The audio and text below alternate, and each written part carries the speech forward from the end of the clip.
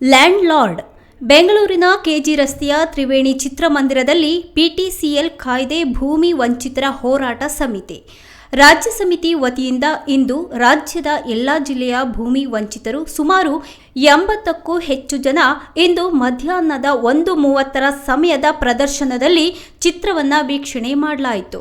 ಜಮೀನ್ದಾರಿ ಪದ್ಧತಿ, ಜೀತ ಪದ್ಧತಿ, ವೇಶ್ಯಾವಾಟಿಕೆ, ಮರ್ಯಾದೆ ಹತ್ಯೆಯಂತಹ ನೈಜ ಘಟನೆಯನ್ನ ಚಿತ್ರದಲ್ಲಿ ಚೆನ್ನಾಗಿ ತೋರಿಸಲಾಗಿದೆ.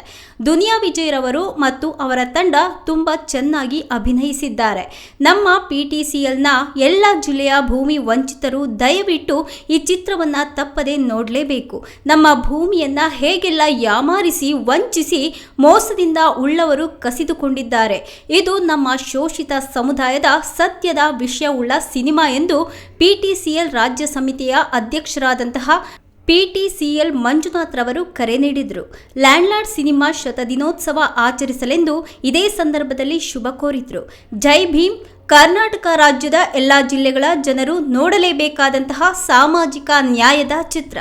ಪಿಟಿಸಿಎಲ್ ಮಂಜುನಾಥ್, ಅಧ್ಯಕ್ಷರು, ಪಿಟಿಸಿಎಲ್ ಕಾಯ್ದೆ ಭೂಮಿ ವಂಚಿತರ ಹೋರಾಟ ಸಮಿತಿ. ನಮ್ಮ ಭೂಮಿ ನಮ್ಮ ಹಕ್ಕು. ಜೈ ಭೀಮ್.